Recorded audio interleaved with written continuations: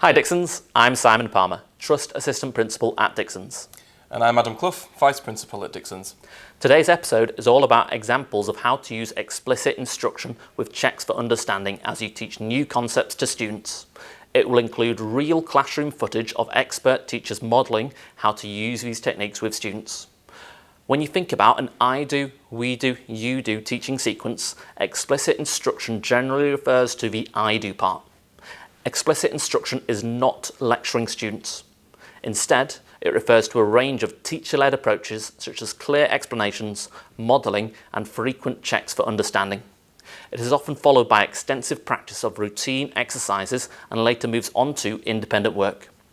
Explicit instruction includes teaching knowledge or concepts in small steps, using examples or non-examples, using clear language, anticipating and planning for common misconceptions, and highlighting essential content and removing extraneous information. The way that you present information should reduce cognitive load by removing superfluous and distracting material. So, for example, when introducing a new concept, you want to avoid talking over lots of text on a PowerPoint. An example of how to do this might be to use dual coding, where you represent information in verbal or visual form, such as through a picture, a diagram, or an animation.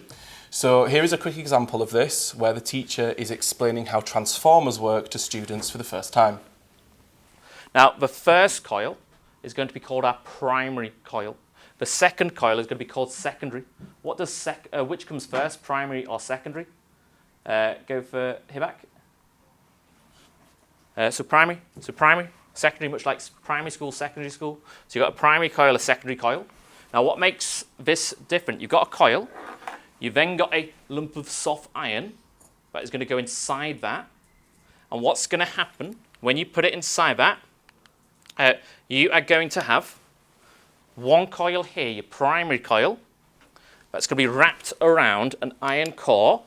Now, the iron core comes all the way around here in a loop. So it's like a complete circuit. And then on this side, you've got your secondary coil. So which coil am I pointing at now? Go for Sammy, primary or secondary. Which coil am I pointing at now? Which comes first, primary or secondary? Primary. So which one's this, primary coil or secondary coil? It's not in your booklet, Sammy? So just tracking?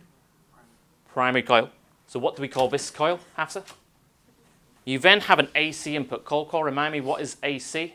Go for Ikra, what is AC? Alternating current. You've got an AC current coming in. Now, what is going to happen? You're then going to have an AC input. You're going to have an AC output. So there's going to be alternating current coming in, alternating current coming out. But they're going to change. This transformer is going to change the current. Rosenshine's principles of instruction emphasize the importance of providing new materials in small steps, then using formative assessment, such as by asking lots of questions.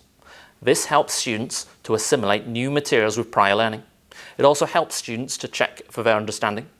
It identifies students' misconceptions as well. Here's another clip of an I do, during which the teacher assimilates new material, which is quantities in French, with prior learning from Year 7, so phonemes and graphemes, while continuously checking for understanding and addressing the misconceptions. A quantity is what? What is a quantity? So if you're thinking in maths, thinking about maths, what does that mean? Turn talk. Good. Perfect. Just checking so I can see straight away the amount of something that there is. Okay? And we've got some here. All right? Les quantités. And we're going to practice how to pronounce those in French. So I'm going to say the letter. You need to be ready to be called, and we'll see if you get the pronunciation right first go. Remember, deux. Number one. I'm looking in particular at the letter I. How do we pronounce that? And I'm looking in particular at the S at the end. Kevin? Nope. You need to underline this one as well. Try again.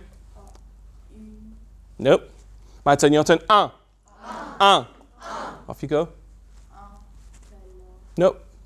What letter sound does the letter I make? Who can help him? What sound does the letter I make? E. My turn. E. Un kilo. Un kilo. Kevin? Kevin, 2 claps after 3 for his resilience. I really like it here. 1, 2, 3.